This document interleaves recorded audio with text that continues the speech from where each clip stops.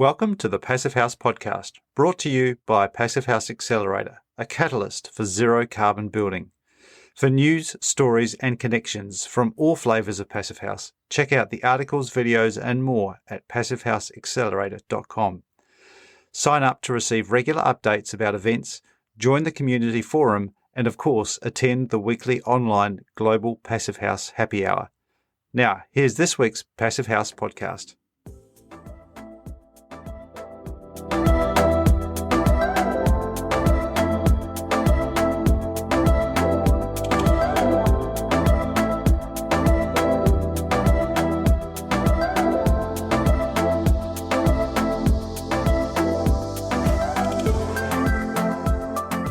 How's things going in your part of the world, Zach?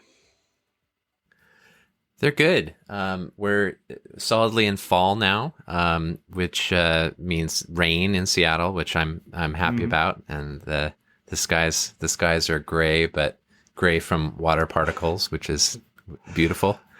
And it's fall of 2020, so we also have some political things going on in our country. And we're hearing about those here. I think they're pretty well publicized around the world. Yeah, we probably don't need to cover them in this podcast. That's for a different show. This week we are covering the Bronwyn Barry, who is going to be keynoting at the Passive House Conference, the South Pacific Passive House Conference, which will be kicking off right about the time when this comes out, so mid-October 2020, and she'll be keynoting that one. So I've had the pleasure of meeting Bronwyn in person. You'll know Bronwyn pretty well as well. Yeah, I know Bronwyn well. Yeah, she's a really important player in the Passive House world and in North America and beyond. Absolutely, and a good friend as well. Yeah. So Bronwyn's story, as an introduction, starts off quite a way back. She probably doesn't need a great deal of introduction because a lot of people will know Bronwyn, but I always like to go back to when she first came across some pretty beautiful triple glazed European windows during a trade show at a Passive House conference in Germany. And she was so impressed by those that she actually ended up being a representative for Ensign back in California.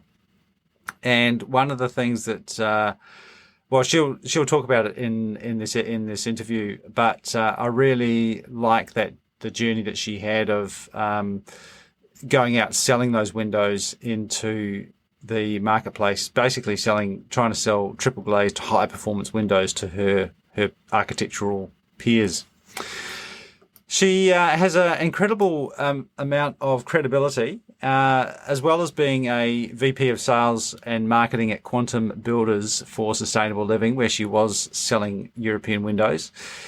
Bronwyn's the founding board member of Passive House California. She was the director of One Sky Homes and was also president of North American Passive House Network for more than 6 years. She's a regular speaker at Passive House conferences now around the world. And as I mentioned, she will be the international keynote on Tuesday, the 13th of October. That's Australia time. Which is coming up next week for us here, October 2020. So here is my chat with Bronwyn. I started out by asking Bronwyn how she got into Passive House in the first place. You are going to be the keynote speaker at the upcoming South Pacific Conference it's virtual now. It was supposed to be in Melbourne, but very excited to have you back down in this part of the world, if not in real, but then virtually. Mm-hmm. Let's start back though and bring people up to speed, because you have been in the industry for a good number of years. Most people do know you that have been around any Passive House events, but take us back to the start of when you first got into Passive House. Sure. So, really all started in, I think it was like January, February of 2007, where I was part of a Green Remodelers Guild here in the Bay Area.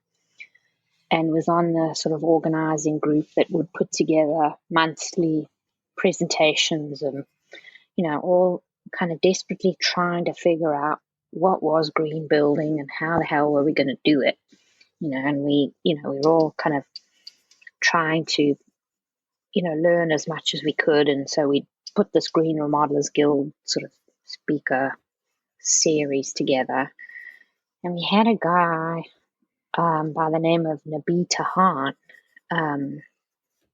come and present on a retrofit he was doing to a house he owned in Berkeley. And he had married an Austrian woman and had gone and lived in Austria for 15 years. They had both gone to UC Berkeley to architecture school and, met and married here, and then moved back to Austria. And, he'd had a whole architecture and construction career over there. And then came back and said, okay, well, I'm going to apply what I learned over there to this bungalow in Berkeley and retrofit it using this passive house standard. And, he came and presented on it. And, literally all the bells went off in my head when he was describing what the approach was. And it just really, everything suddenly clicked. And, so afterwards, straight after the presentation, I was like, okay, Nabi, how do I get hold of more of this? And, where do I learn how to do this? And he said, there's this outfit in Urbana that's going to be hosting some training across the year, and you'd have to fly out there and spend a week there and then go back, 3 times over the year to do this. Or he said, they held a conference in, Europe every year, and the next one's going to be in April in Nuremberg in Germany. So I said, okay, well, nothing really interesting in Urbana for me to fly out to, and 3 times a flight across the US, and it cost $900 for each, plane ticket. So I said, and it was basically for something that at the time was a bit far out there, right? Like not a lot of people totally, knew about it. And very sort of cobbled together and not quite, systematically organized or, no sort of certification or anything yet. So I said, okay, well, I bought the ticket to Germany, and I called my mum who lives in London, and I said, Mum, coming over to Germany, and, why don't you fly out? We'll make a holiday out of it, and we'll, we'll sort of check it out. So, April comes and I show up to this conference in Nuremberg, and, I'd never been to Germany, and everybody always associates Nuremberg with the Nazi war tribunal. Uh-huh. So, we were kind of sort of showed up thinking okay, this is going to be weird. But, I remember that conference vividly because I met Tomas O'Leary there, who, many of you guys know Tomas, and, he saw me in the trade show with my mum, and, he thought it was hilarious that, somebody would bring their mum to a conference. Yeah. But, she's game for anything, and she used to run the Housing Institute in South Africa. So she's, had a lot of interest in housing and, construction. So, she thought it was great fun that she got to tag along. And, basically that was sort of where, my head really exploded, seeing all the stuff that was available there that we'd just never seen anything like it here.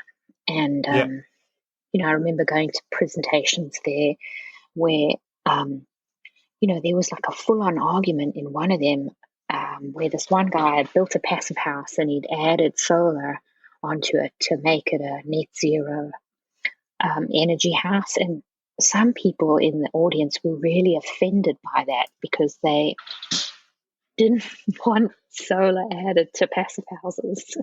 Right. So it was kind of, and I remember just being kind of like, holy, it was just nutty because, nobody had ever even heard of a net zero house in California at the time.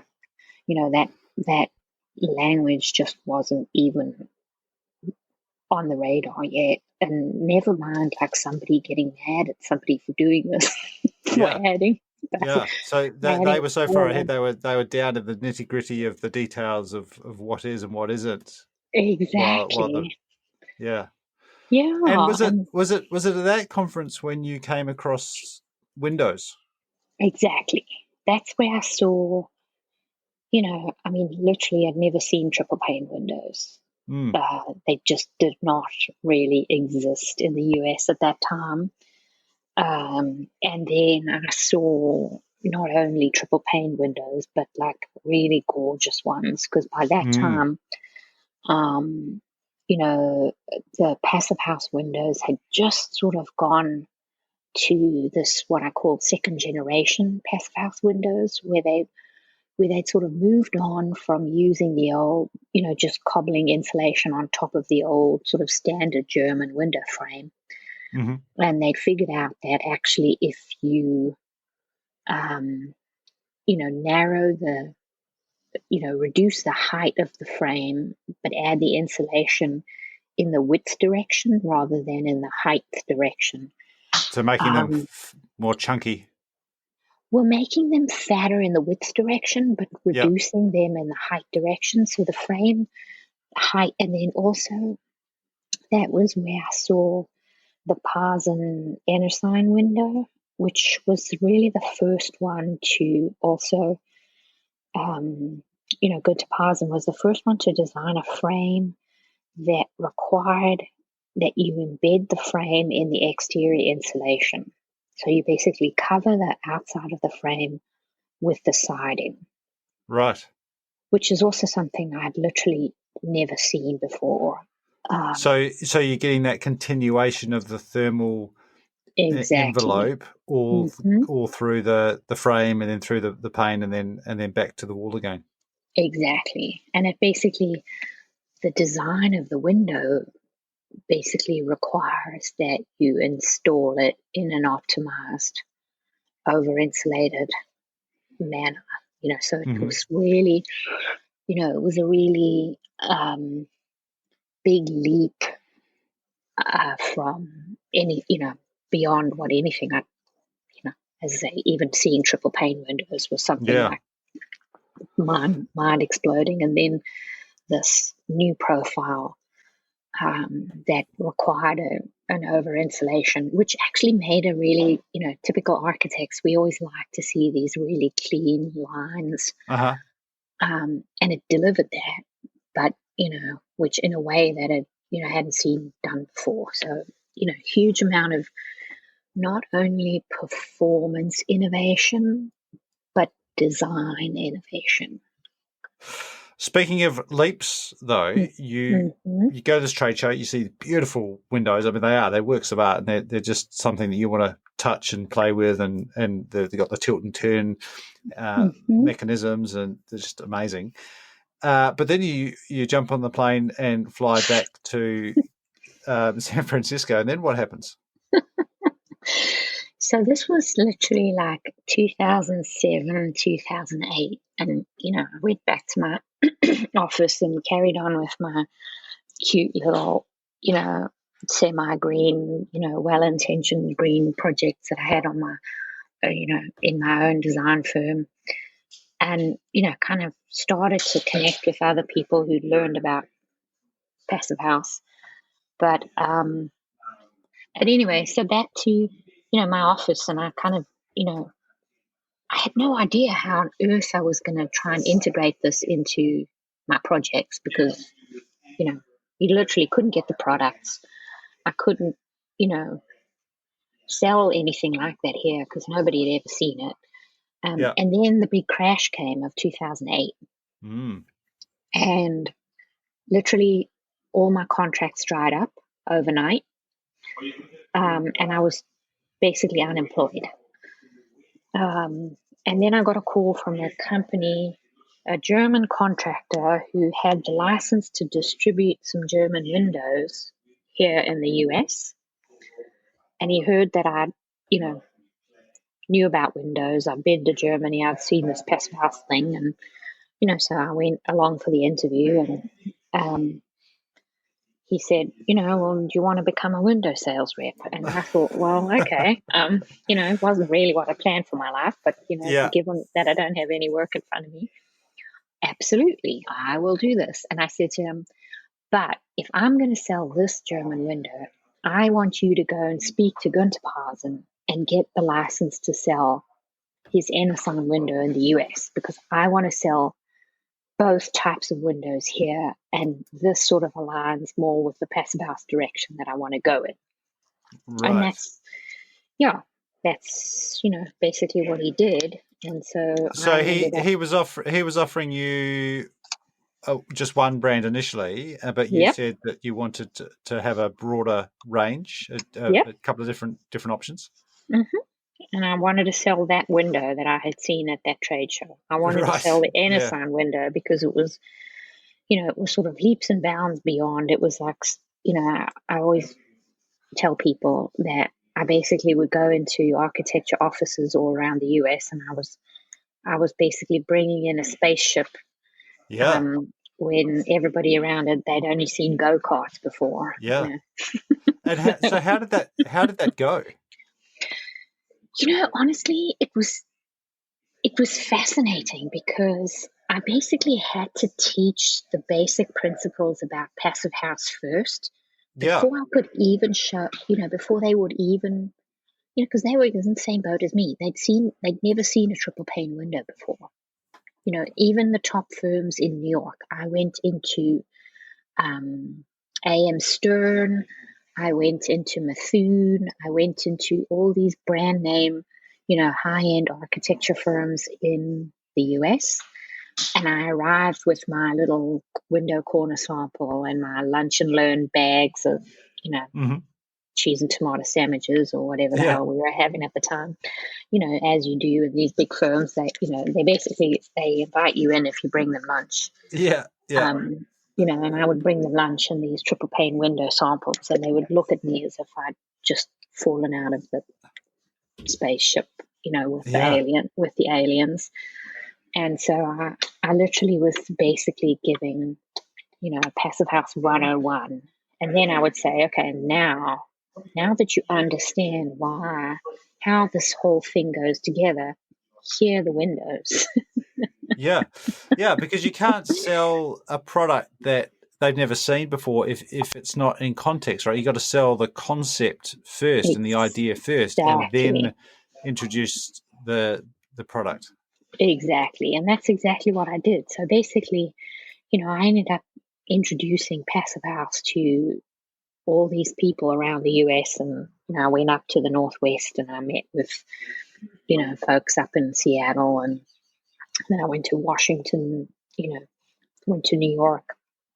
I was, all over the place. And, of course, all the way around here in California as well. So I was, the traveling window saleswoman. Um, Literally. And yeah, and and how much success did you have? It was hard. It was really brutal at first because, not only was this something that people had never seen before, but it was, a chronic recession time where the housing industry just, dropped out of, the bottom dropped out of the market. So Yeah. not many Yeah. people were building. And then these were still expensive windows, Yeah. and so I was selling a real like premium product in a market that didn't understand what it was even looking at.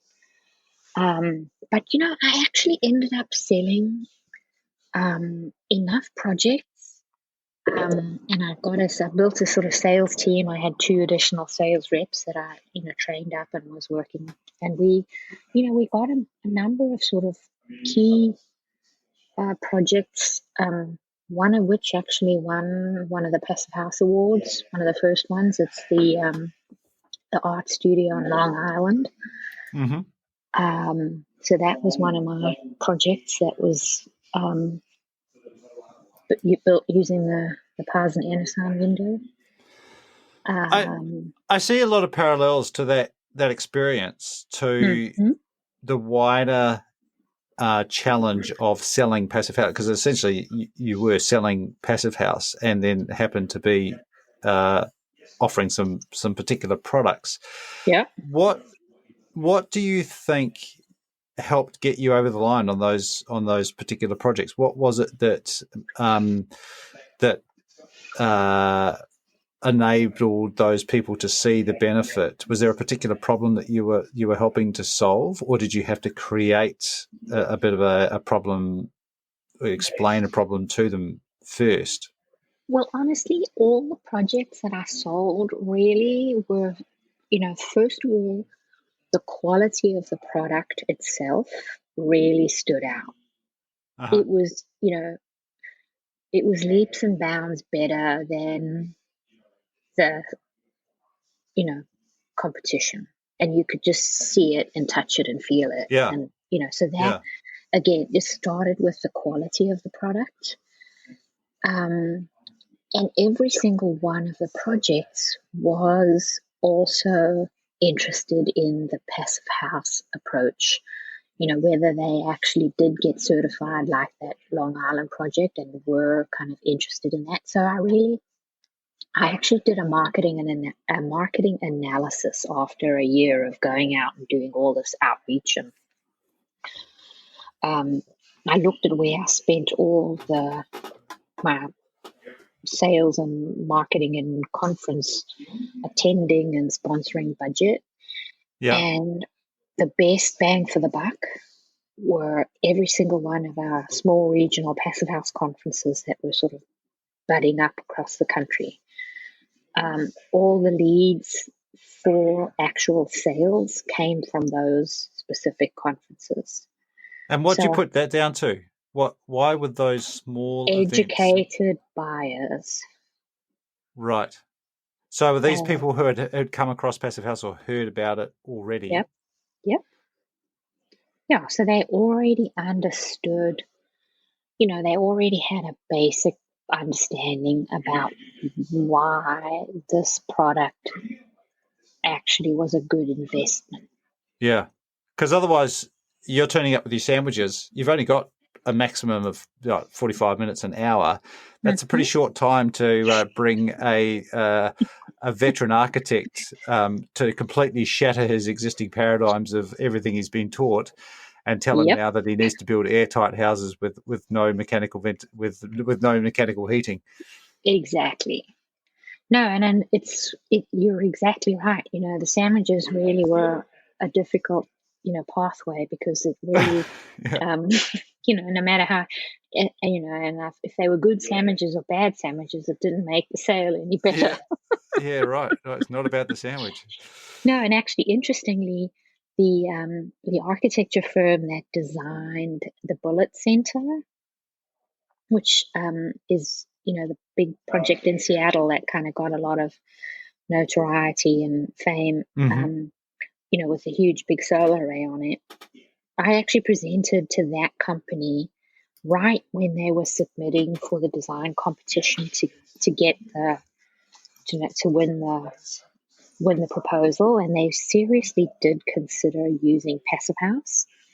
Right. But they opted for just a more conventional approach, just because I think the learning curve was just too steep for them at the time. Yeah. Well, it's still a big leap for, so you're asking someone to put their reputation on the line for something that, even what we're talking about a decade ago, still pretty out there. Some not necessarily proven, and I see this here proven in somewhere else still doesn't carry as much weight as proven locally. And I know this frustrates a lot of people, particularly expats, people coming back to New Zealand or Australia, or that worked in Europe, worked in the US. Particularly people who are bringing in products, they're so frustrated that why won't these products be accepted here? They're tried and tested for decades in Europe. Why can't that we certify them, or we have to jump through all these hoops? I Yep. think it's the nature of everywhere Yep. that things have to be proven locally, Hmm. regardless of their prior success overseas. Exactly. I think, and that's just a natural human, like, defensiveness trait Mm. that I think is part, there's probably like some, you know, evolutionary studies about why we have that all Yeah, embedded in our DNA. But I think that's, I think that's, I agree with you. That's the experience everywhere and everybody.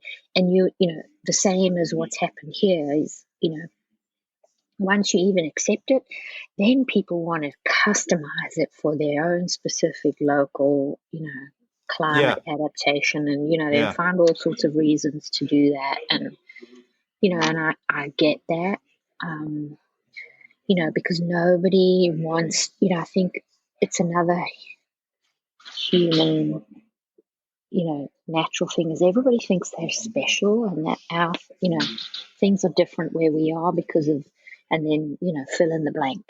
yep, yep. Oh no, we have this different. Oh no, we Yeah, do this the different. rainfall is different here.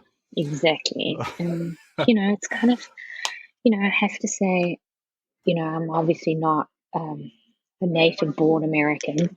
I grew up in South Africa, but I've lived, in the UK. I went to school, middle school in the UK, and then I went to high school, finished high school here, and then I went back to university in South Africa, and then I've done, worked in the UK and London, and then I've worked most of my career and all of my architecture career here in the US.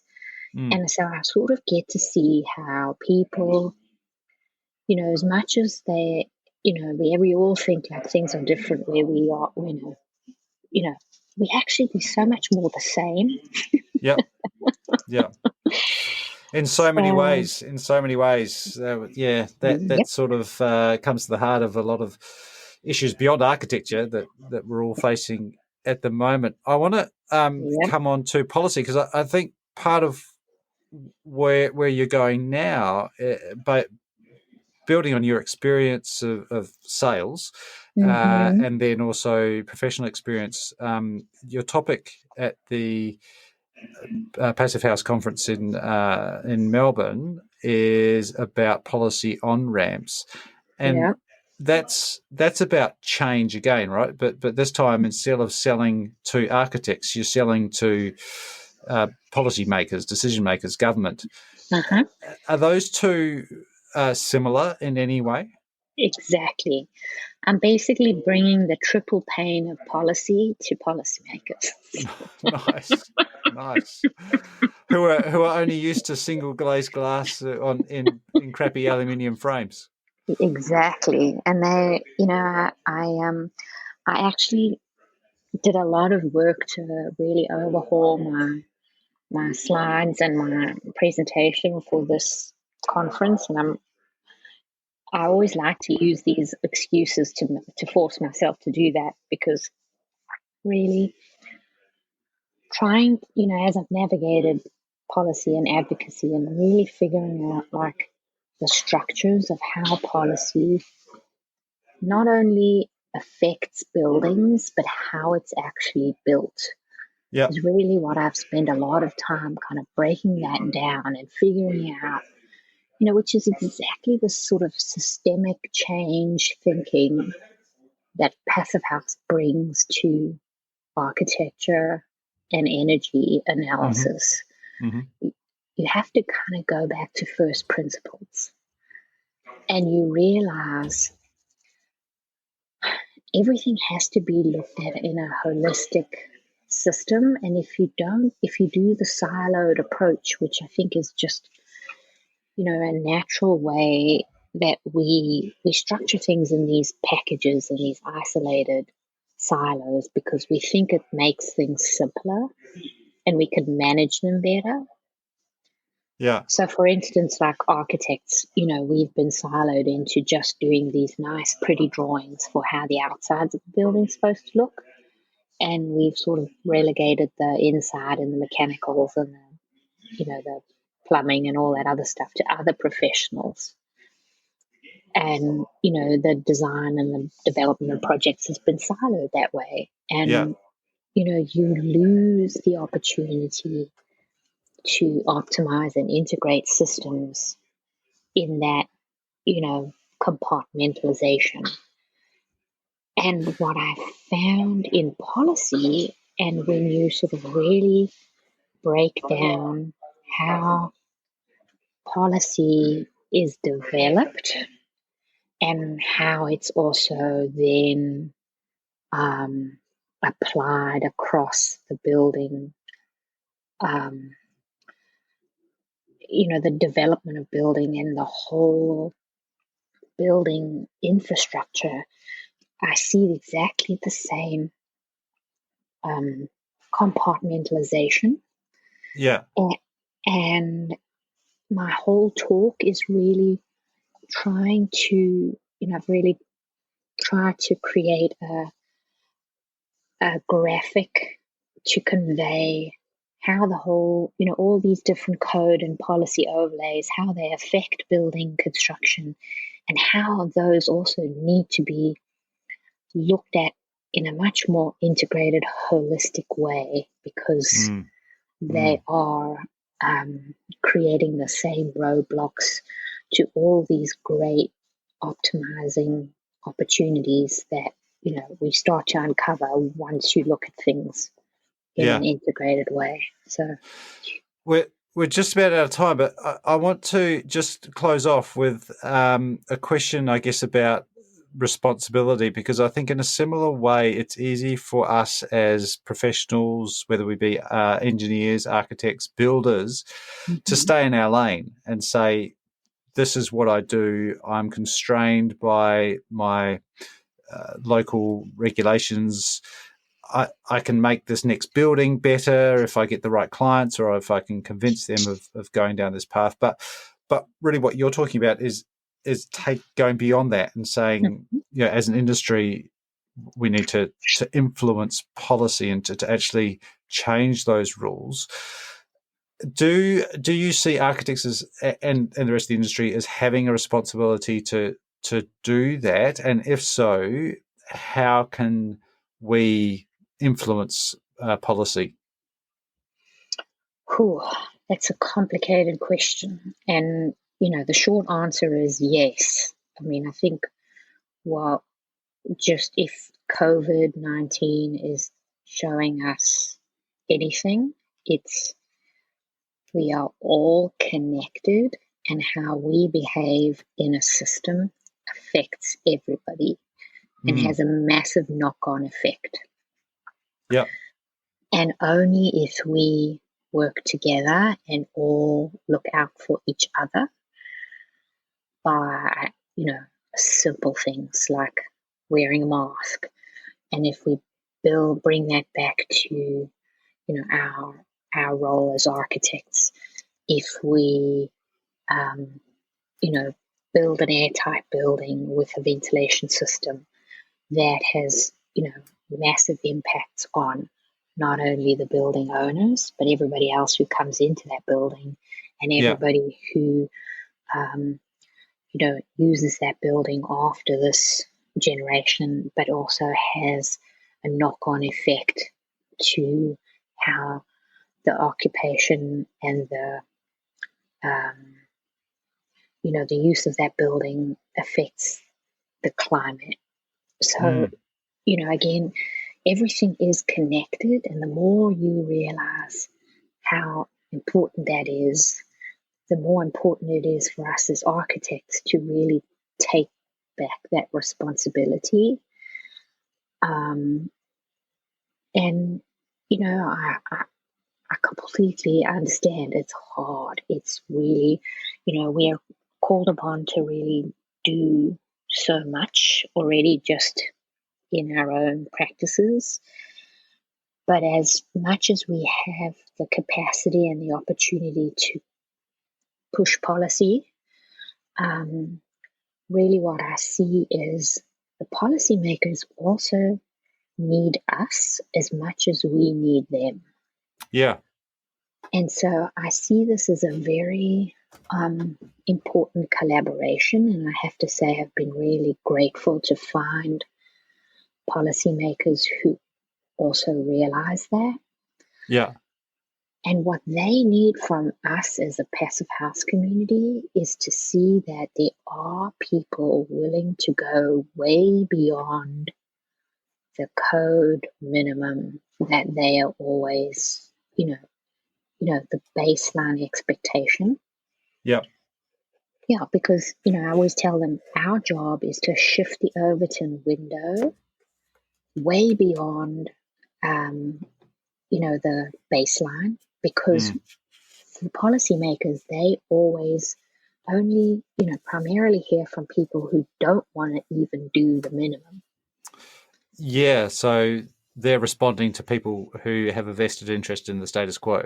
Exactly.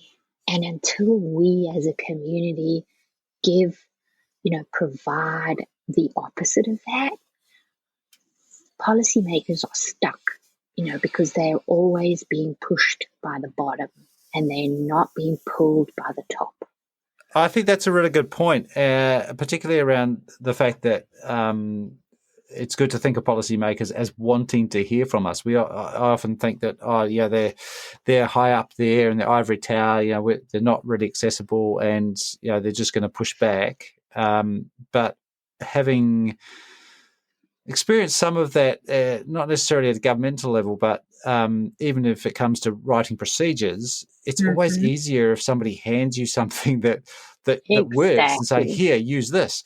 And I guess that's the strength of Passive House, is that we can say, look, here's your policy, use this because it works, and here's the evidence. And you can do it at a local level. And in fact, what we're seeing is at the city level is the best opportunity for people to, implement those changes and get local leaders to shift, because it's not, it's not such an overwhelming set of influences that you have to connect with and build a relationship with. And there are some really great examples of that. If you think of places like Vancouver in Canada, Exeter in the UK, and then they suddenly become the focal points where larger regions can start to point to and say, hey, look, well, they did it there. So, can we adopt something similar and then ripple out from there? So, and I think that's another really good point, because as professionals, we can have more influence locally than we can with national policymakers. Exactly. And we can build those relationships, and they can, can touch and feel a local project, and, everybody can, and as you say, those cities then become the catalyst for other cities to go, oh, well, the policymaker up the road, they did this thing and, seems to be working, and they didn't get any political push. Exactly. And in fact, oh my goodness, they're getting all this accolades, and they're getting all these good attentions from it, because like now they're getting like pats on the back from their state and national leadership, because they've actually finally figured out how to do something that works. Yep. Very good. Hey, well, I'm going to have to leave it there, because I'm running out of time, but we could carry on talking. And indeed, I hope that you do have some time in and around the South Pacific Conference. But I know that you do a lot of really great work. You're often at the Passive House Accelerator, Happy Hour, but also, of course, very active with the North American Passive House Network as well, and all the activities there. Are there any other events, local events, that you'd like to plug coming up, or places where you want to encourage people to get involved?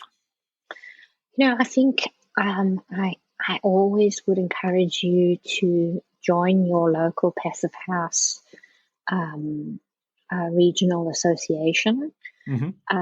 Collectively, we have more of a strong voice if we join together. Yep. Work in packs. No policymaker will listen to one person coming along with a haranguing, lots of ideas that sound crazy, you have to come in a team. So I say, join your local association. It might be small, it might be volunteer run, but the only way that that is going to change is if everybody gets behind it. And yeah, so join the NAPHN if you are in the US. We have a growing number of chapters all along, all across the region. We're really, building a whole bunch of fantastic resources, and we're doing, monthly Passive House Live, sessions with much more detailed info on very good specific topics. Yeah. And, this is how you shift a market, and this is how you transform an industry. And it's, I've always said it's a join your local sport. pack. Exactly. It's a team sport, and we need just to be like the soccer players. We need, a rowdy anthem and strap scarves and whatnot. Yeah. Very good. Hey, well, thank you, Bronwyn. It's a pleasure as always, and we look forward to seeing you virtually, at least at the South Pacific Conference, and then we're definitely keeping in touch into the future. Thank you so much, Matthew, and it's a pleasure to hang out with you again. I remember first meeting you in Auckland back in when was that? Yeah. And you were still here. You were still deciding whether you wanted to go along this Passive House pathway. Everyone hesitates there for a little while, I think. Of course, yeah. But we get there in the end. Hey, we all have been there, so it's fantastic to have you on the boat. Thank you. All right, take care, and thanks. And that was my chat with Bronwyn Barry, who is the keynote speaker at this year's South Pacific Passive House Conference. What did you take out from that, Zach? Well, I had never heard Bronwyn's story about her introduction to Passive House, and then also kind of what, ended up tipping her into really diving into the community, right? So she talked about her intro to Passive House, but then coming back to the US and not necessarily getting traction immediately. People were, it was still so foreign at that point. And then the economic crash happened, right? Yeah. And everything changed. And, when I remember those days well, because I was practicing as a landscape designer at a landscape architecture firm, and I'd only been, this was like my second career at the time, and had only been doing this for a couple of years. And it hit the architects and landscape architects really hard. I remember another designer that I knew, an architect, a well-established architect, was had moved to riding around a bicycle-powered ice cream stand in order to make ends meet. So it was a crazy time, right? And so the pivot to the becoming a window rep, and then by necessity a Passive House educator, resonated for me because I was in a similar place, and my pivot was, I think it was like a bookkeeping job at the time for Hammer in Hand, and there was something about this announcement that Hammer in Hand that like piqued my interest, and so I applied, and this was right as they were getting into Passive House, actually. So this was, I think, 2009, 2010, and they needed somebody to start communicating about Passive House, basically. And so that ended up being my work. But it's interesting how many people in this community have stories similar to Bronwyn's, and what happens when our lives get thrown up in the air and we have to just kind of, think about how to reinvent. And how that can end up being a pretty exciting thing down the road. I think that it set Bronwyn on a whole path. It did, and it wasn't an easy path. She's done the hard yards of not just selling windows, but these high performances. She described them. She was taking rocket ships to people who are playing with go-karts, and they're probably trying to absolutely cut their budgets right down. And you come along with this thing, which is just 3 times the price because it's incredibly better. It's a different level altogether. The thing that stuck out for me from that, though, is that it was an education about education for Bronwyn, and she realised very quickly as we all still do, I think, is that we need to teach people about the fundamentals of passive house, things like air tightness and how ventilation actually works, before she even gets into pitching her fancy, what were they, Ensign window, triple glazed windows, because you need to sort of explain the why before you show the what. And I think we still need to do that. I think that's true. And as I think about another potential time of major change on the horizon, we alluded to the politics going on, political stuff going on in this fall. We also may have a really important opportunity to make a step jump in progress in buildings, and we do really have to be ready for that. And I actually was just having a conversation with Ken Levinson early this morning about NAPHN and it's something that he's really attuned to as well. He's a close collaborator with Bronwyn. Just this notion that we can't let this opportunity slip away. Like we really have to be poised. So there's a feeling among, I think, many organizations who are involved in the broader clean energy transition, but certainly those of us in the passive house world, that there's some really important work for us to do in the next several months in the U.S. If things go well, there could be really big investments in buildings, and we want to make sure that those investments are done in a smart way. Yeah. And I think what we have going for us now as a community is a lot more precedence. When Bronwyn was first hitting the road, talking about passive house, she could really only point to a couple of examples in Europe. And as she pointed out, that just because it's proven elsewhere doesn't mean that it's trusted locally. And that goes for individual products and systems, but also whole concepts. And, she talked about the Bullet Center, almost got that over the line, but at the end of the day, they went for just more PV panels because that was kind of a bit more familiar at the time.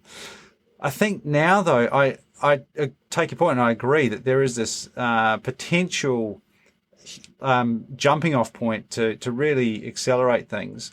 And we do have a lot more local evidence and local examples wherever we are, all across America, but certainly Australia, New Zealand, Asia now. There are pretty local examples that people can point to and say, hey, look, this works. It's proven. You can have confidence in it. And we've got the expertise and the people here to help design it and build it. Yeah, so true. So true. I mean, Bronwyn's had been at this longer, she's been a part of this community for longer than I have. I joined it about 10 years ago, but well, and she's accomplished so much, so it's not a fair comparison, but but in terms of my introduction to this was 10 years ago, and it's absolutely night and day. I mean, it just is. Building a passive house single family home was this huge pioneering feat, in 2010.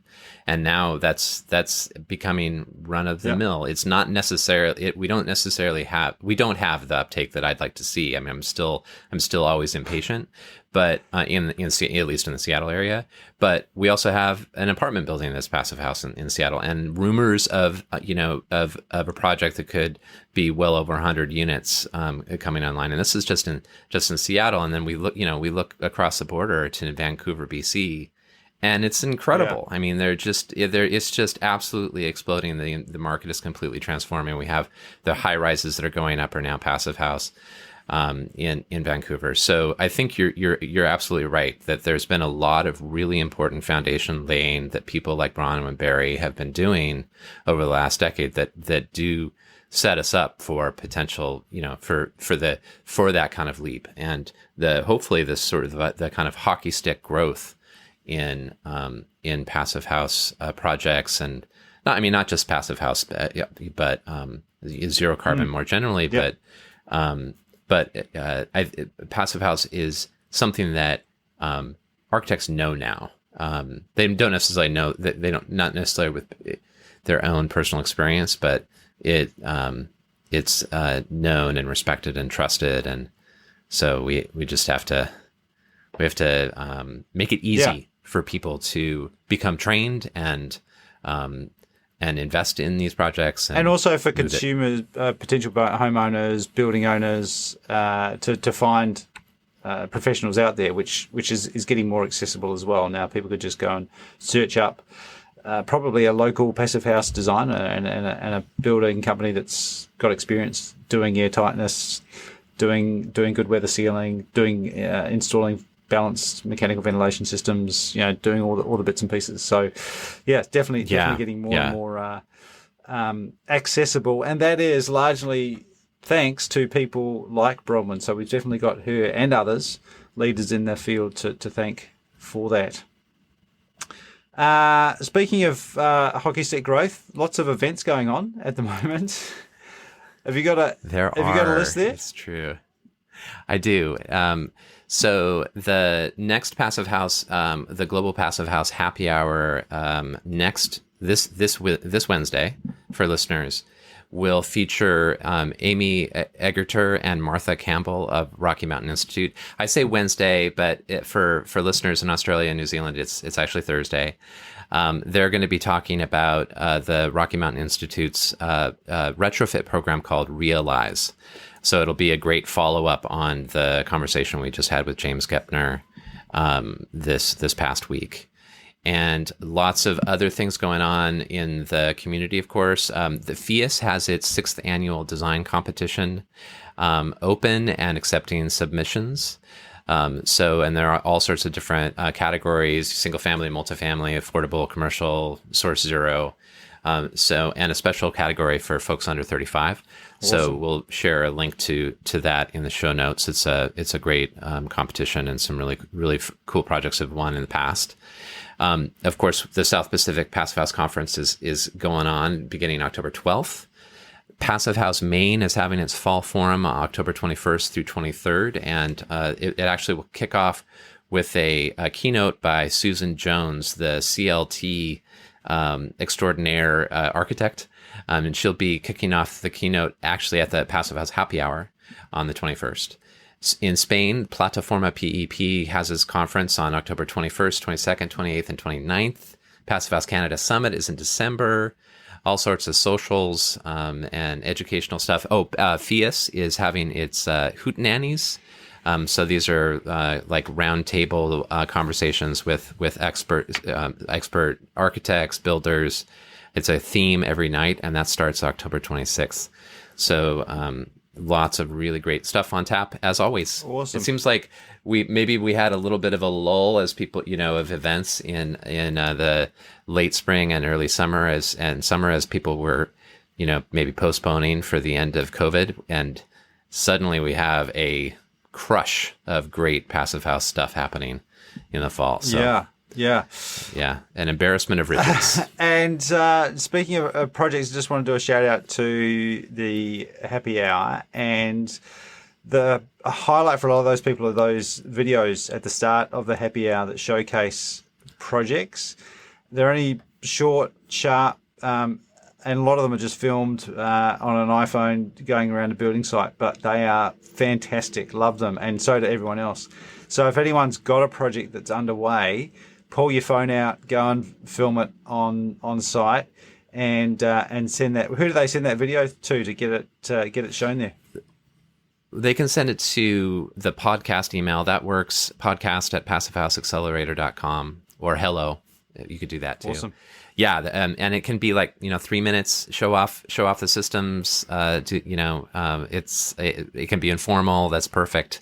That audience is just hungry to see projects in person, and so many of us still can't get out. So they're very well received. I just what made me think of that is because in less than a month now it'll be the International Passive House Open Days, and they're obviously a bit more challenging this year, but using virtual videos and that sort of thing, we can still showcase our projects and get them seen by potentially a wider audience. So make use of the videos. Fantastic.